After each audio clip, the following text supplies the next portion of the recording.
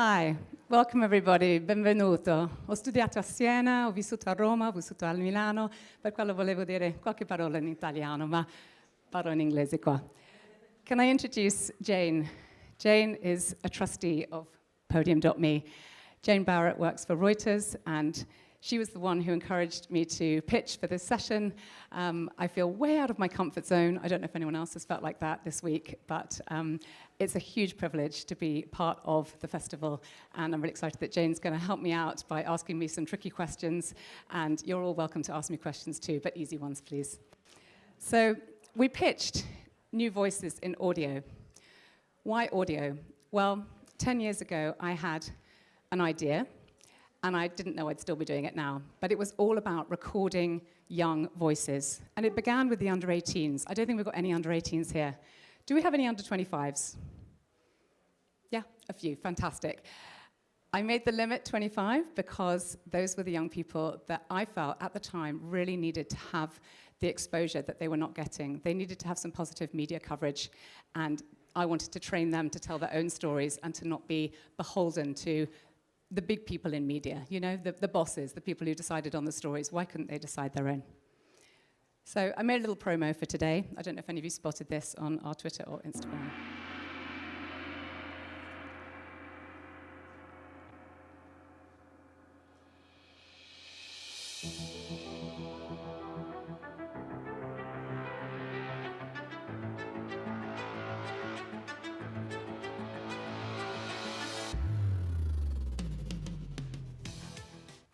So thank you for finding us. And I've got some friendly faces in the audience. Theodora was part of Podium about 6 years ago and is now working in many different media outlets in the UK. And there are other people who I've met, who you've just seen here, who I've just grabbed in the piazza or after sessions and interviewed for a podcast that you're going to hear a little bit of later. So telling stories in sound. How many of you here work in audio, purely audio? Yeah?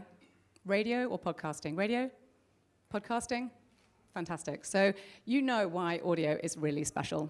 I'm not against video, it's great, but there's something really intimate and precious about choosing to listen to something in your headphones and having that moment listening to somebody's voice. Also, there's the advantage of you can't judge how that person looks. You can't look at their clothes, you can't see their hairstyle, you can't see anything defining about them other than the way they express themselves. And I personally think that is really, really powerful. I'd rather be in a little box over here just booming out across the room, but sadly that wasn't allowed. And we offer training, but the training is much more than just becoming a journalist. There must be people in this room who are not journalists, but are interested in the concept of asking good questions, of listening, of having an open mind, and that's really what we're all about. And now it's Jane's turn to ask me a few things. So I know this story, and I love this story, but for the benefit of you in the room, you said that you started Podium 10 years ago. Can you share with the audience a little bit about what the exact experience was that encouraged you? Yes. So those of you who've been covering news for a while, I think it hit the international news. We had a series of rather unexpected riots about 10 years ago. They began in London, and then they spread to other cities. And the media had an idea of what these riots were all about, and they decided to tell their story. They went in with an agenda, and a lot of that agenda was feral youth. Those were the words they used, that young people were out of control.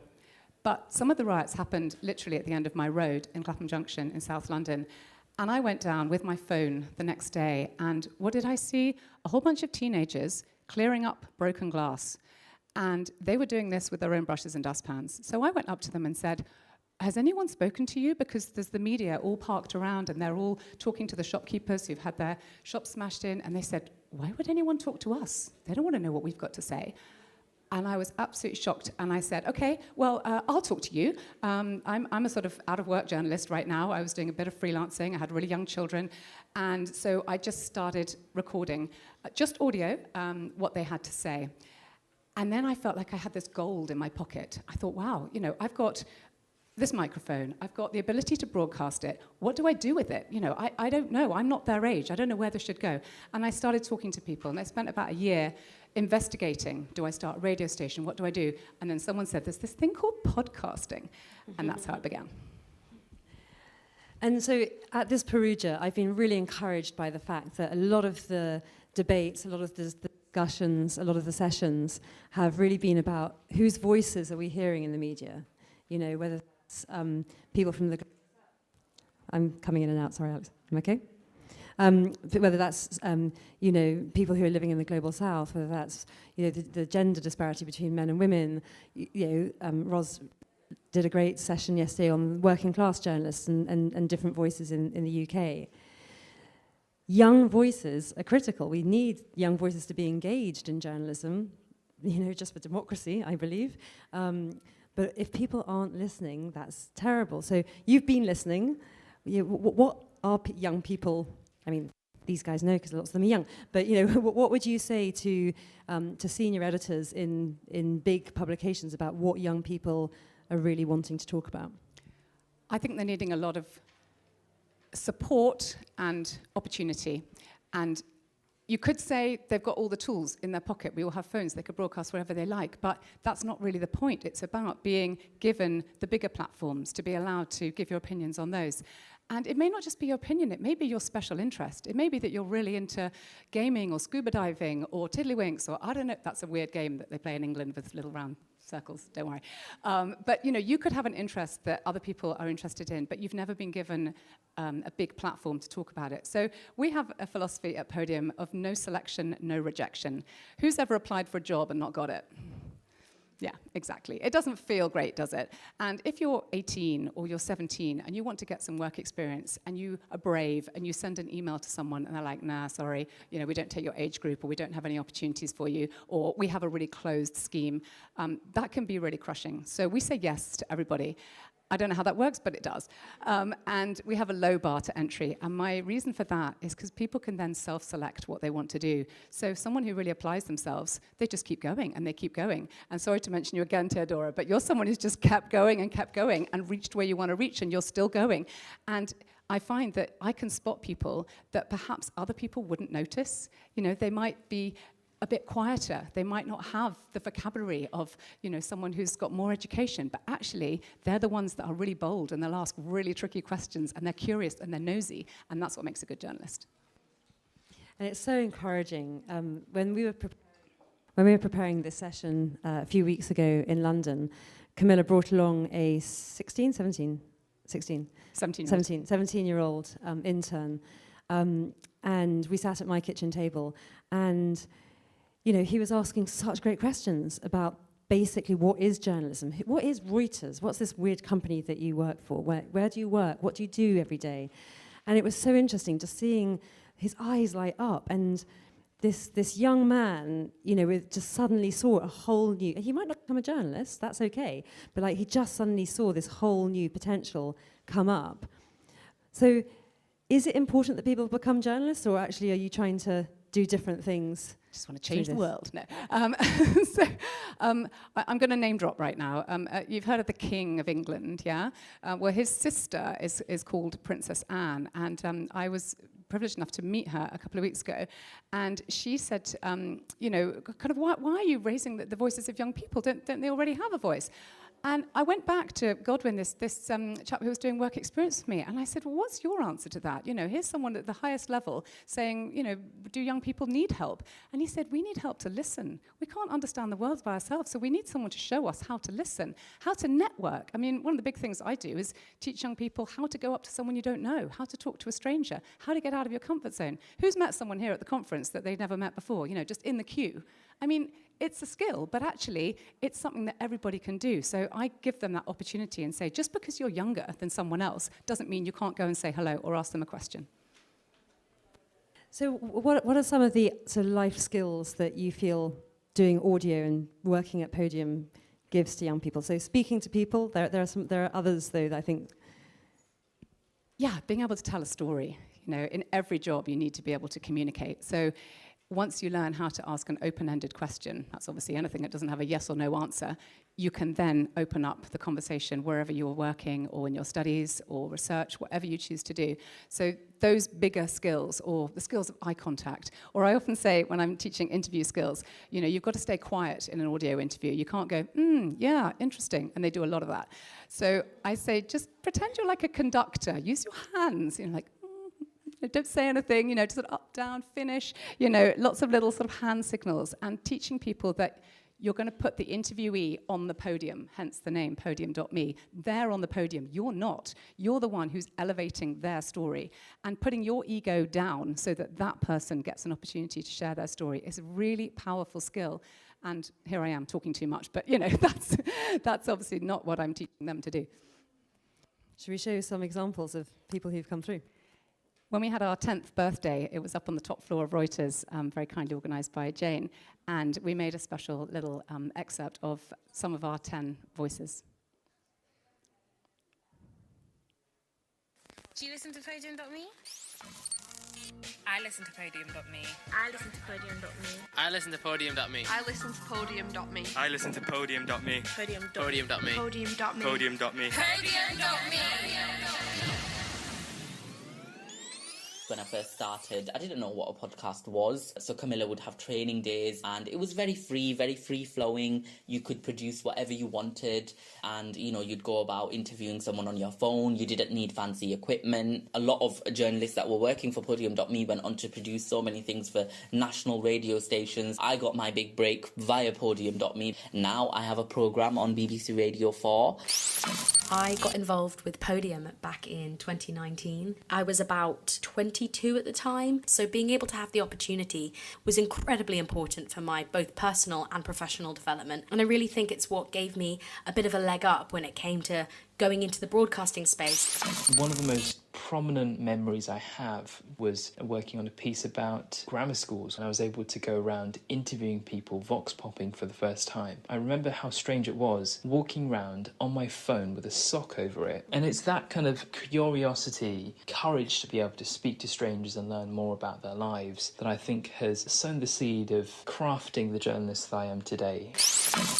I worked with Podium for about 5 months. I mean, honestly, I think it shaped me as a person. Coming from like a small Canadian town, I'd never really left before. I was kind of thrown into the deep end, and if I didn't have Camilla, to be honest, I don't know how I would have done it. She taught me so much, especially with networking. Again, I was quite shy, but she definitely pushed me out of my comfort zone.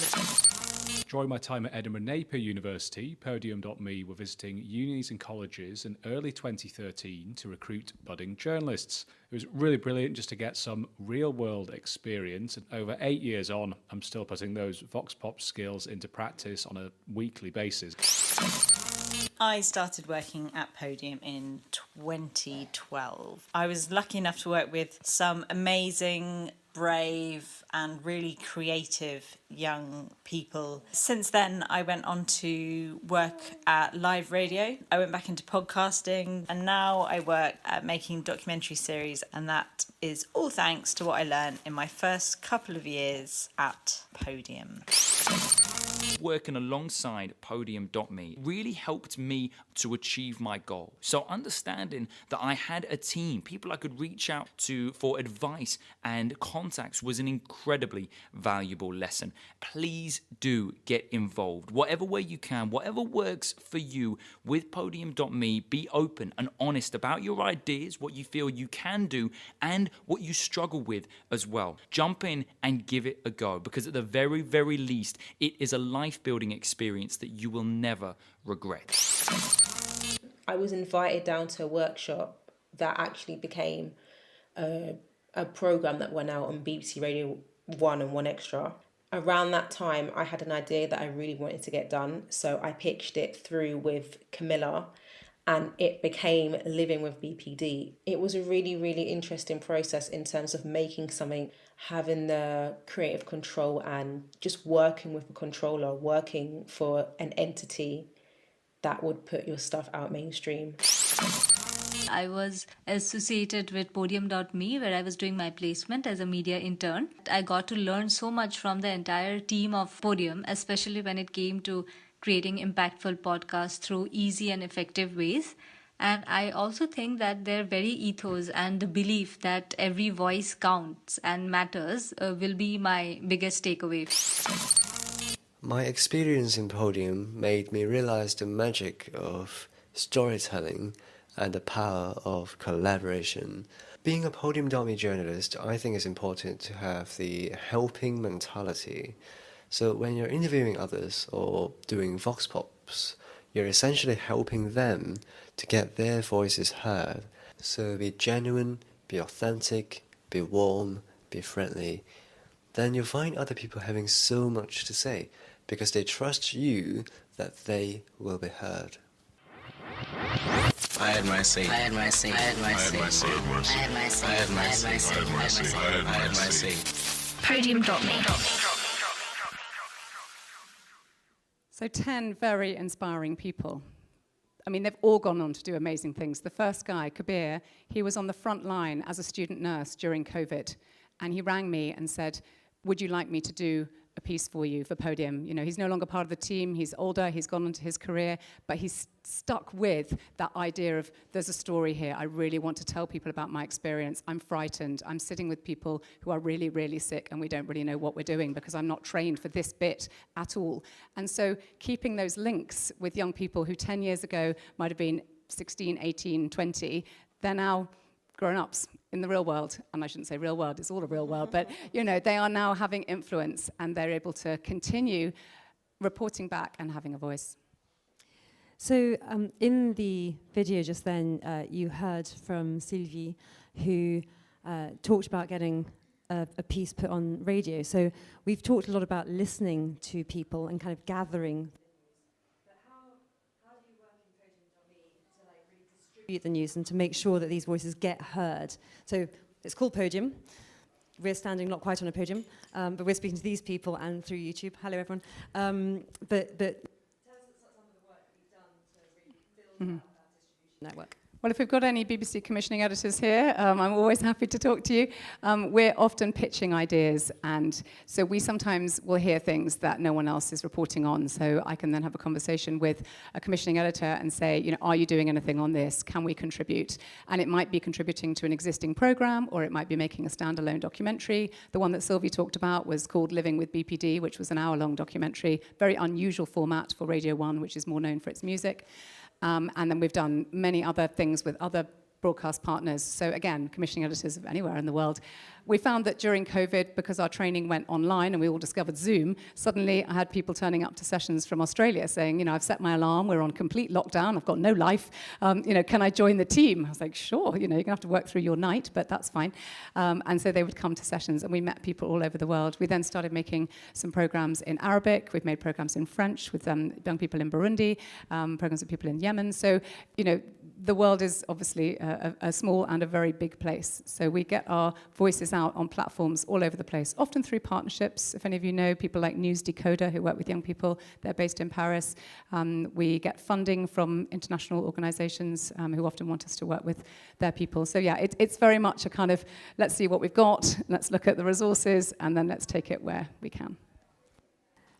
So speaking as a trustee of Podium, definitely not as Reuters, but as a trustee of Podium, any philanthropists or any funds out there who would like to do something with young people and to get stories told, Camilla's your woman.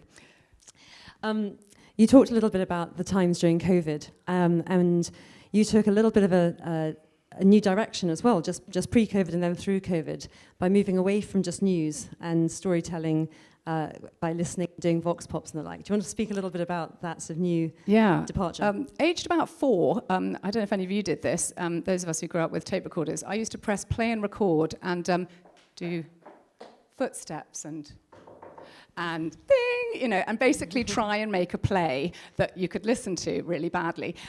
So for a long time, I'd had this dream of doing audio, but in drama form, but never had any skills in it. And then I met someone who is a drama teacher, and she had no skills in audio. So we were like, great, well, why don't we do a collaboration? And we applied for some funding, and we ended up making 6 dramas with young writers. So we took workshops all over the UK, and we started to meet young people who were writing writing for film, but it had never occurred to them to write for audio. Now, the joy of writing for audio is it's really cheap to produce. You can set your work anywhere. You don't need to get a fancy set. You don't need to, do many things that you need to do for films. And so it opens up a lot of opportunities to make a broadcast quality piece, but with a lower amount of funding. So yes, audio drama is a new direction. Do we have any writers here? You can be any age. Do we have any fiction writers? Yeah, we have a few. Do any of you write for audio? Right, have a go, because it's amazing when you start realizing that you can just put anything in there that you like. And it was really encouraging. We had such a beautiful piece of feedback from one of the people who'd done the audio drama workshop. I think she was in Edinburgh. And during COVID, the teams that had been trained together kept on working together to start really building out scripts and sort of audio shot lists and the like. And she said that if she hadn't had that group of people, she would have gone nuts during COVID. She felt so lonely. And it was really touching, wasn't it, just to hear that because we'd managed to do that workshop with some funding that we had been given to do audio drama, that had it was not only producing content, but it was actually really truly changing people's lives in a very, very different. And I think journalism really has the power to change lives for those who do it, for those who come across it. My co-founder, Barrett, she had this amazing principle that anyone who is interviewed should walk taller after the interview. And we should treat everyone with, obviously, honesty, kindness, and respect. And I don't know how often that's taught in journalism school. I never went to journalism school. I'm a complete fraud.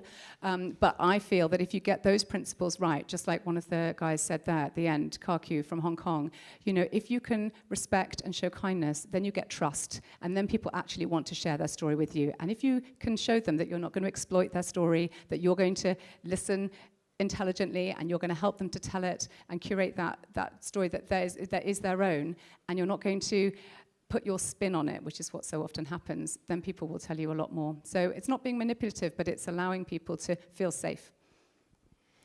Brilliant. So we've talked a lot. We talk the talk. But you've also been walking the walk this week with several people in this room. So tell us a little bit about how Perugia has gone for you and what you've been up to. So, you always got to stick an award in there. There we go. So in Perugia, my natural instinct is to want to record with young people. So I've attended lots of sessions, as have you. I've talked to lots of people sitting next to me, and it's quite tricky finding the confidence to guess that someone's under 25. But I've been doing that. I'm like, oh, hello, and you talk about something else, like, oh, and how old are you?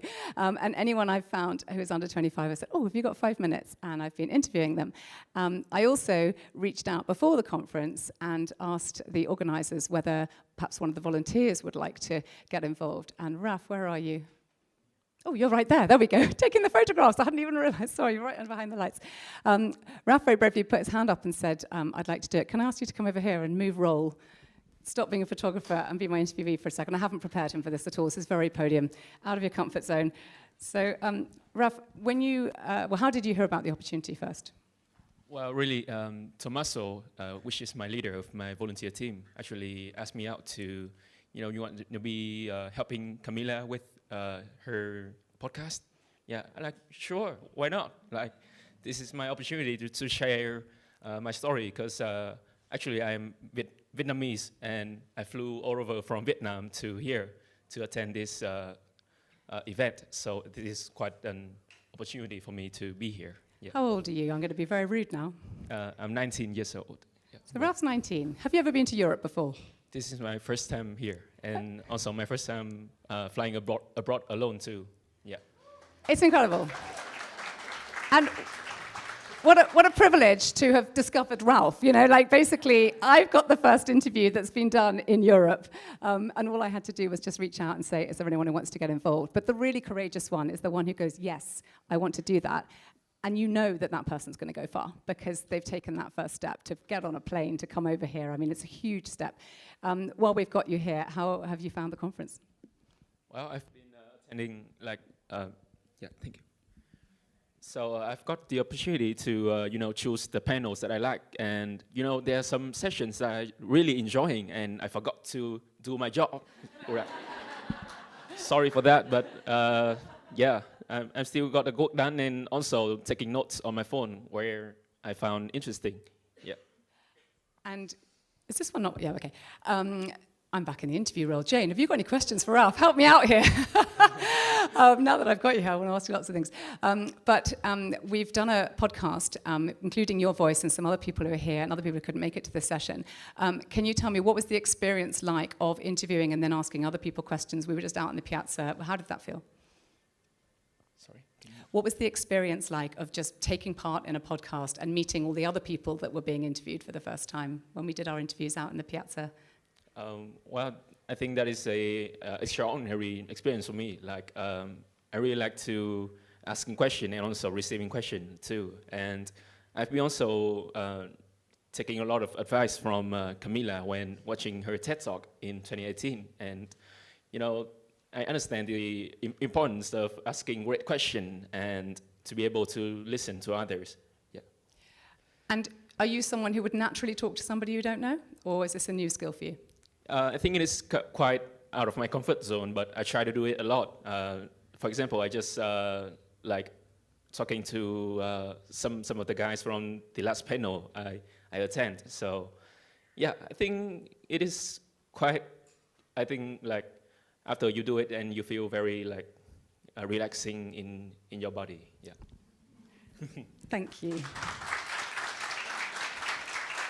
I love that. So clearly, interviewing Ralph helped you to walk taller and feel relaxed as well. We might add that to our principles. We want our interviews to feel really relaxed at the end of an interview. And that is the idea, isn't it? Those of us that do interviews all the time, there's nothing worse than an interviewee who is really tense and, you know, gives really short answers and doesn't actually feel that they've earned that place to be there behind that microphone. So that's super important. Camilla will often say, we mentioned training days in the video, and Camilla will also often say at these training days that you're not doing it right if you're in your comfort zone. You know, like you've got to get out of your comfort zone. Do you want to talk a little bit more about that and some of the other things that you do at the training sessions?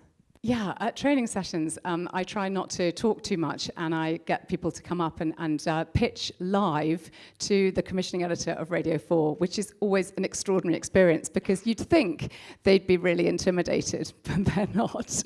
And once, I'm trying to remember exactly what happened, but... the one with Mohit. I'm going to give the name. Right, okay, well there was... He's the commissioning editor of Radio 4. Yeah, okay, could have been someone before that. Anyway, he was sitting there and... and these two girls who'd only had 15 minutes to prepare a pitch, because I make it an open thing, but no preparation. Like, you're going to get a chance to come on stage and pitch. What do they do, Jane? So it was hysterical. How many of you work in newsrooms or have worked in newsrooms? How many of you have had to pitch stories? How many of you have been told, no, move on? Right. So we've all been there, and this commissioner of Radio 4 has often been that person who has said no, and it doesn't grab me very much, and whatever else. And so this young woman comes up to this very, very powerful man in British radio and says, sorry, but before I start to pitch, would you mind just doing up a couple of the buttons on your shirt? Because I'm finding it very off-putting seeing your chest hair. I mean, like, the guy was absolutely shocked, like, and he sort of, like, he starts fumbling for his buttons, like, just doesn't know what on earth's going on with this 16-year-old woman, you know, who's telling him to, and she said, there you go, that's how women feel all the time in the workplace. And what did she say at the end? That would be commissioned. Yeah, she wanted to make a piece about harassment and you know, about how women get treated in the workplace, and it was incredibly powerful, and she did it by making him feel uncomfortable, which is very clever. And I think what's so incredible about that story, and I mean I still laugh so much when I think about it, his face was just a pic, but is the fact that we only put barriers in because we put them in. You know, we've just heard from Ralph. He's got brilliant ideas. He's got great skills. He's got great courage and bravery coming over here. He's broken down the barriers. So therefore, why do we put barriers in our newsrooms to different things? And I think it comes back to what Karku said at the end of that little video, the fact that once people know that their voices are going to be heard, they're going to trust you. And I just think that is just such an amazing truth. And that commissioner of Radio 4 went away having heard that woman's voice, trusting her, knowing. And I think that's got to be true of all of our journalism. We've got to open the doors to different perspectives, to different voices, and really to listen. You know, God gave us 2 ears and 1 mouth. Use them in that proportion, right? So, you know, just listening to people and giving them their voice. Listening to people and giving them their voice is just one of the most powerful things that we can do. And as journalists, isn't that what we're supposed to be doing? So would you like to hear a little bit of the podcast that I recorded with all the young people that I cornered after various sessions? I hope that would be the answer. So sit back and relax, and let's play this. Hello, I'm Sabina, I'm 24 and I'm from Slovenia. I'm here at the festival as a volunteer. I'm taking photographs. My Vietnamese name is Pham Minh Hoang, but you can call me Rap Pham. I've met a lot of people and I've taken a lot of photographs, and I'm from Hanoi, Vietnam. My name is Theodora. I'm 25 and I'm a freelance radio producer. This is the first time that I properly get to meet people and sort of be less shy than the first time when I was just still a student. It's great to kind of have such a rich perspective from countries that you don't know their history of journalism. Like the last discussion of the day was about the state of journalism in Ukraine. Here it is much more professional in a way that people are like considering like many aspects of life, such as how to attack the misinformation and disinformation in life. For me, it's very exciting because what I've learned in the last few years, like mingling with journalists, is that they're very open and at least in Slovenia, they want to talk to you. It's not just you wanting to talk to them.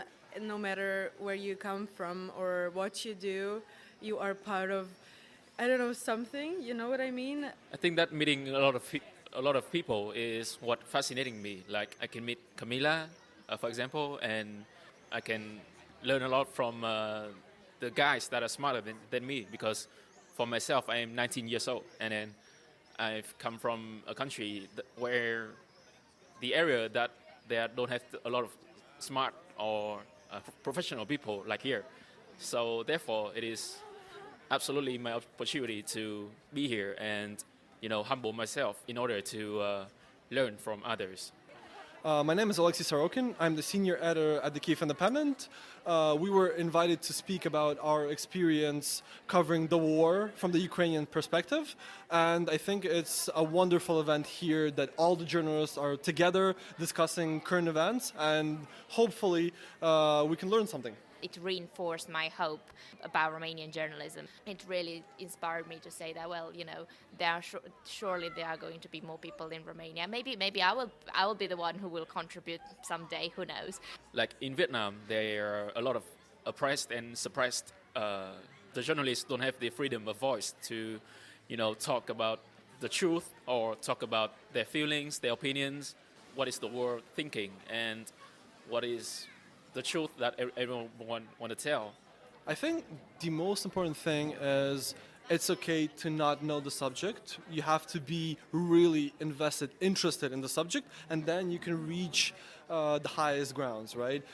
When we were launching the Kyiv Independent, we had no clue what we were doing. It was a bunch of journalists who did their work good, like terrific work, but they weren't managers. They didn't know how to look for grants, how to launch a startup. So I think our example is a good way to show that if you really, really want something, if you're really passionate about something, you'll definitely succeed. My name is Amruta Mol. I'm 24 years old. I'm from the Netherlands and I'm here with my school. My motivation to come here is to learn new stuff about the work field. I wanted to learn more about inclusion in the workplace. It has been easy to network because when I stood in line earlier, I connected with 2 other freelancers and they were really kind and nice, and you can exchange advices like, oh, you should visit this website. They help freelancers like you. And if you were allowed to do a panel session yourself, what would your topic be?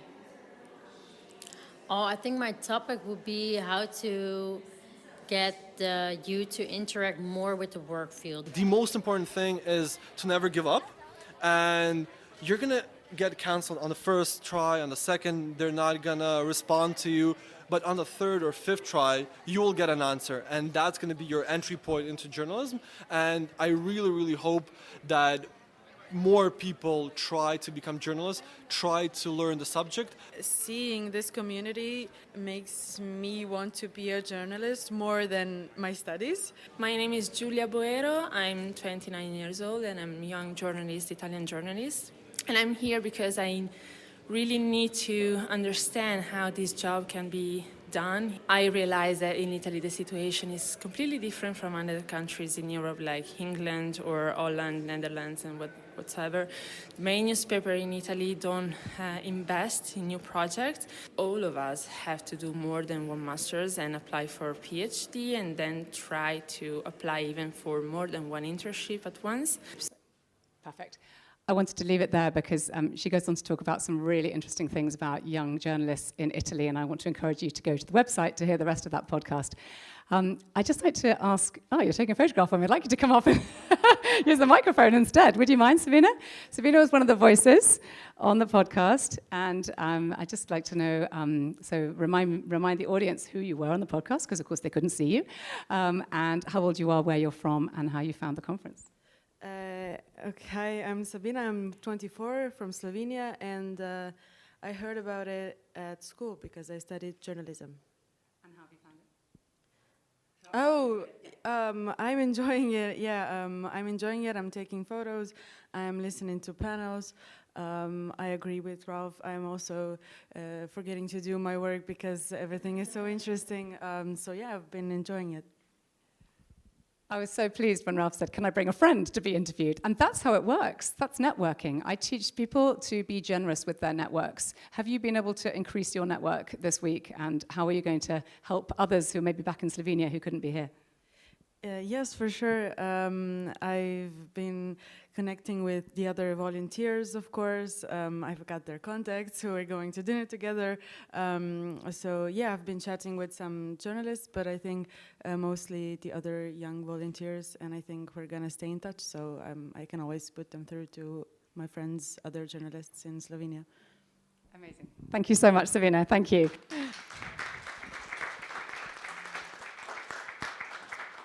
I think you'll all agree that all the people I spoke to, hugely eloquent, most of them not even their first language, full of ideas, full of enthusiasm, and so often some of those ideas get overlooked, and that is a real shame for all of our news, documentaries, dramas, whatever we're making. Let's not look down on people just because they're a little bit younger than us. When I was 18, I wanted to do something with Reuters, and they said no. I wanted to do something in America. They said no. Anyway, it just went on and on, no and no and no. And I ended up going to Romania, actually, which is why I ended up learning Italian, because it was similar to Romanian. And I didn't know which way my life would go. But I was able to make those opportunities for myself. A lot of people wouldn't have had the support from parents or the resources to do that. And so the idea behind Podium, no selection, no rejection. Anybody who wants to move up that career path can start and be a journalist today, not in the future. Brilliant. We've got about 10. I don't know how we're going to do this. I'm going to have to run up and down. We've got about 10 minutes left. So do people want to ask questions? Then please do. Yes, there are a couple of questions. Right, I'm going to have to run up and down with the microphone, and then we'll make it work somehow. Thank you. Oh, yes, good. My name's Jen Stout, and so I make radio as a freelance, but I used to be in the BBC, and I worked on a local radio station, and a lot of what we were doing there would be trying to find voices who aren't just the usual obvious, usually very middle class people who always are the ones that are happiest to be interviewed, and that's like a whole job in itself, but it's very much part of like the journalism training that we get, is to find people and gain their trust. And so a lot of what you're talking about I really recognise, but I wondered, I mean, I totally agree that people should feel that they can trust you when they're talking to you and sharing their stories, but if it's journalism training as well, I think you said, listening to people and making them feel taller is exactly what we should be doing, but to be slightly devil's advocate, we should be doing like difficult interviews as well, where people don't feel taller, they feel like we've nailed them on something that they didn't want to give away because they're in a position of power. So do you include that aspect of journalism as well, not just the sort of to make when it's nicer? It's a really good question. We don't make news, so it's not a challenge that I face regularly because I'm not making programs that are calling people to account. I'm enabling people to tell their stories. So it is slightly different. It's more life coverage rather than news stories. But in terms of the training, you're absolutely right. You've got to make sure that you don't let someone get out of a question, and that's to do with how you ask it. And so being persistent is really important, but you can do that in a respectful way.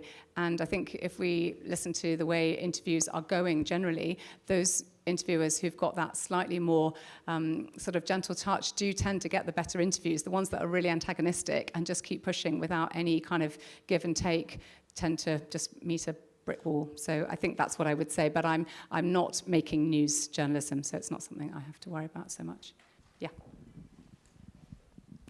Thank you. So you say that you don't reject anyone and you accept anyone who has a great idea and wants to participate, which sounds amazing, but how is that sustainable? And I mean, the work you're doing sounds really great because you're breaking down the barriers that people have towards reaching that connection and networking themselves. And have you ever faced a situation where maybe a young person has come to you with an idea and wants to use that network that you're being so generous with, but maybe just isn't qualified enough? And how do you face that? So it's getting alongside someone and helping them to craft their questions and maybe steering them slightly in a different angle or saying, you know, you're making a very pro point here. We need to look at the other side, and teaching them about how to do a balanced argument. You know, maybe we should, if you're doing something about, we're doing something about toxic relationships at the moment. So a young woman who's 17 said, I want to talk about toxic relationships and the fact that lots of my friends want to be in a relationship where they are demeaned in some way, and I'm like, okay, how should we cover this? You know, who are we going to talk to? And then we had someone else from her class, a young man, who said, well, I'd like to put the other side. And so we created it as a debate format rather than question and answer. So I will encourage them. I'll say, okay, we need to hear from everybody here, and realizing it's only a sample, but we can make a program with that. So yeah, definitely my role is to help them and guide them and to make sure that they make something they can be proud of, that's really high quality and that doesn't smack of bad journalism. Yeah, definitely. Yeah, you got a mic. Well done. Did you bring your own? I should have. Hi. Well, thank you. This was really inspirational. I love it. My name is Milica. I run Center for Investigative Journalism of Serbia. And I can say I'm kind of not glad that there are no more managers here. I see young people, younger than me a lot, but I don't see many managers. But I'm going to speak for myself. As investigative journalism outlet, which is famous in Serbia, of course, we have problem approaching young people. We don't know how. We still didn't give them voices. So I really love this. I hope we can kind of give voices in our own way, of course, to investigative journalism. But I do have two questions. One question is, was there any surprises in the audience, who the audience was? And the second question is, how do you approach your audience? Really good questions. I'll start with the investigative journalism. So one of the people who spoke on the 10 Vox Pops, called Mustaqim, when he was 16 at school in Torquay, which is in Devon, like quite far away from London, he heard about Podium, I do not know how, and he went to his media studies teacher and said, they're having a training day held at the BBC. Can we go? There's about 6 boys school, we want to go together. And this incredible teacher said, yep, I'm going to book us onto an overnight bus, and we're going to go to London. Most of them had never been to London. Anyway, these boys turned up, and they were incredible, and I got them on the stage, and I got them to talk about what they were interested in. He is now an investigative journalist working for Sky, and you know, I've watched his career, and I'm sure that it's mainly him, because you know, he just said, I'm going to do that, and he made it happen, and he had a wonderful teacher who took him, but also believing in him at that age and saying, you can make this. He's the one that went around with a phone with a sock on it, because he said, I don't have a fancy windshield thing. I said, just take your sock off and pop it on your phone. You know? So he was willing to improvise. And your second point, help me out. Audience, yes. So am I surprised by audience? Well, we get a lot of parents listening. Because we are essentially eavesdropping on a generation. I mean, with their consent, obviously. But there have been occasions where I've been on the bus, and don't worry, this is going to end well. And I've heard, you know, a group of young people just coming home from school, chatting away animatedly about something behind me, and I'll turn around and go, sorry to bother you, I'm a podcaster, and I kind of make things with young people. Would you mind answering a few questions? Because I couldn't help hearing this topic that you're talking about. Would you? And they're like, yeah, cool, where are we going to be on? And so I managed to get access to extraordinary stories. And so I then do the proper consent and make sure that they're happy with their voices going out on the internet. But adults really want to listen to those conversations because they're very informative. I'm not exploiting those kids on the bus. I'm saying what you're saying is really, really relevant. If you're discussing pre-Brexit, you know, what you know about Europe, that's really important. You might not be voting yet, but you have opinions and no one else is listening to you. But I am, because I've got my ears open and I'm on the bus with you. Sorry, I'm just going to do my trustee bit. I think you've made such an important point about it's great to have so many young people. Where are the editors? I'm glad to be one of them, but you know, I'm obviously into this. What's really interesting about audience is that some of the people who come to us to ask for help are companies. It's just really interesting, right? Because like all of the companies in the world are now going, what do we do about young people? You know, as if young people are a different sort of, you know, whole sort of species. You know, what do we do about Gen Z? You know, everyone's absolutely fascinated by how the psychology has changed. And so it's a really, really interesting thing is that actually we all need to be listening to all the different voices. And as Camilla says, lots of parents are listening. Lots of parents are amazed at the fact that their children have been able to create something so incredible.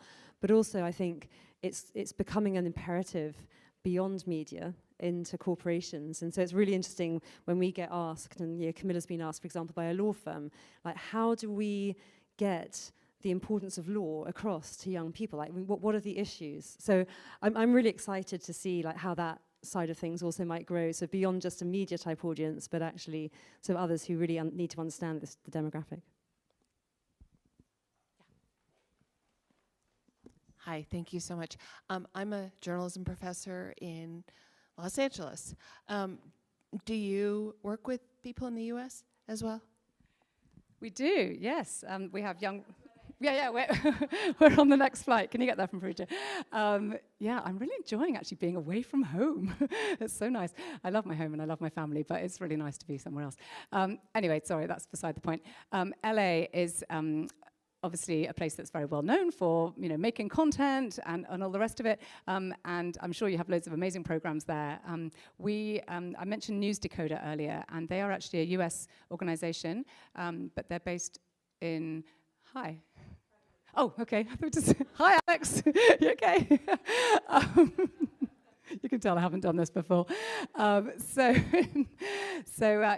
we do work with young writers and young broadcasters and journalists in American schools that are connected with the News Decoder program. So they will pitch ideas as small teams from a school in the US, and then we will provide the audio training. So they do the content, and we do the training and the actual sort of editing and sticking the podcast together, and then we put it out on shared platforms. And that's another way to build audience, you know, doing collaborative things, which we're really keen to do. So again, call out to the audience if anyone wants to collaborate.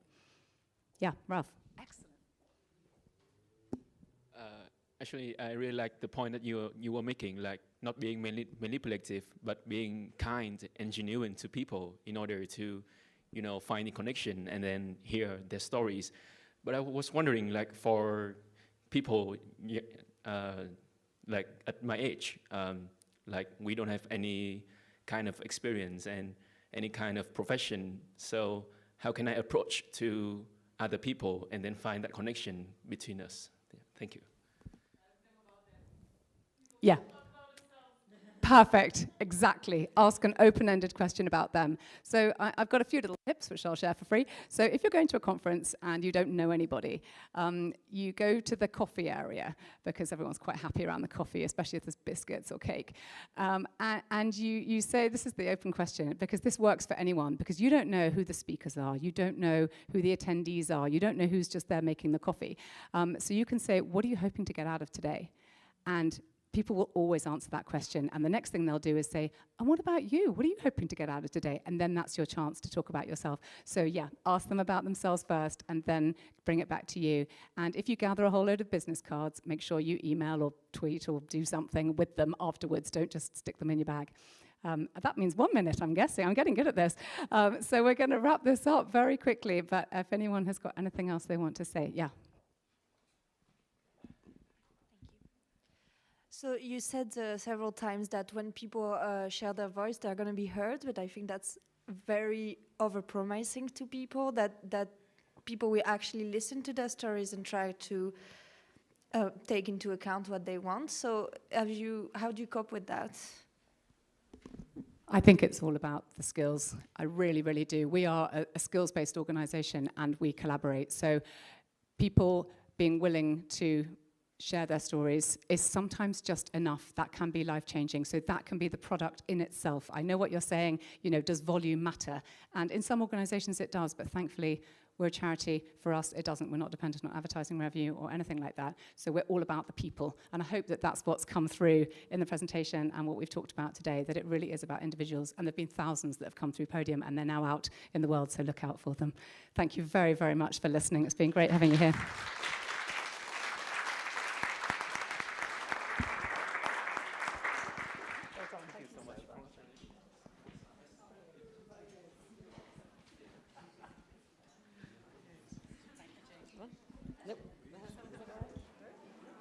So Camilla, if you need any support, just hit me up. Well done.